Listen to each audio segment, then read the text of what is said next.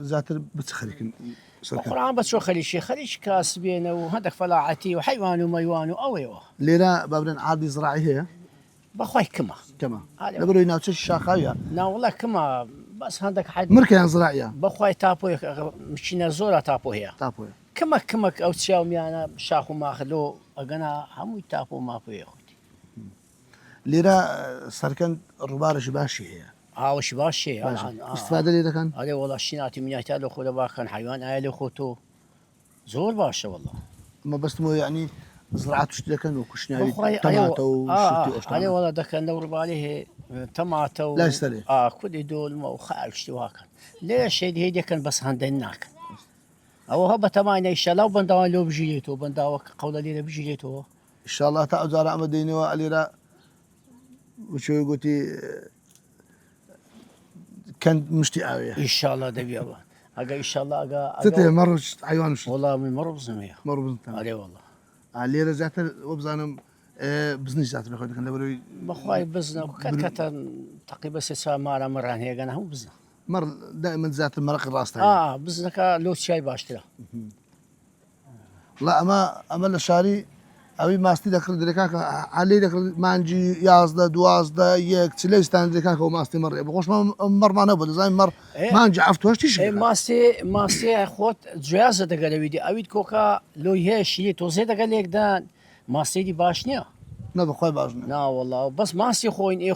حيواني خوين بخو بدوشي بخو هاوين كي فرقي قال زورة أزبا قصش خوش لو بجرمو شو ما دكان لو رجعني كابراش بتمنهات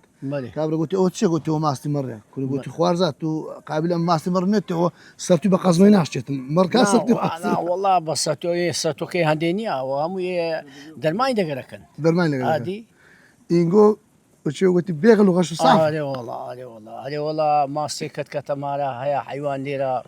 نشقراي دبن حلو دسنا كري ماست الهرش مرو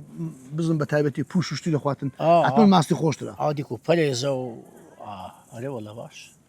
باخسه وش تسوهنا والله باخسه عندك هنجين هنا وداروا بالك كن هادي قوم هادي خوش بس رانقوا له فلوس نني له خوي ما خوي زعلوا هي لو ميوانا ولو برادة وشتو هلي كنيو لا او باخسه عندني بريم اتو تشيد باز صدقي بس زواني الشي بقول لك يعني دائما داروا بعد زوانا داروا بالله بنو تو اذا نشتينا تسخوش والله خوشه ام تازو بدا جون قد ما خوي فيلم على قر معك هيك هاد نبن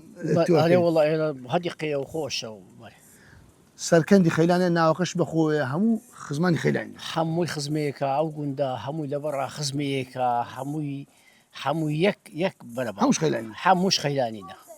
تشاولا ولا شندنا وداني هيتش والله تشاك دخل هذا والله لا والله بشين دنا وداني بياني او قندا حموي خزمه اموزه وبن اموزه اوي خوي يقول لك تانك ان شاء الله كاتشي بري لو ما كيف قال كوي وزت كوا والله بس نزيد كوي باشي لك بس خريشي والله ما قندو جاني قندي بخون زاني كوا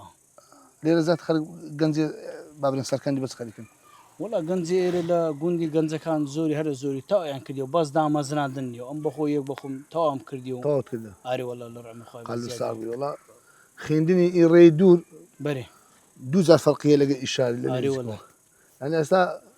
شكون تعيني ماري خوتي أري والله تعيني ماري خوتي إيش شو كاره ماري خوتي أري والله سلكي ذات بس والله ما تسكن هذا والله هذا قمدي سعر هاشوت نو حيوان وابني أنا عايزين إيش يقولني بخونا رجياني لا دي السيرة أنا قصدي توزيقرانا لا إيش خود بري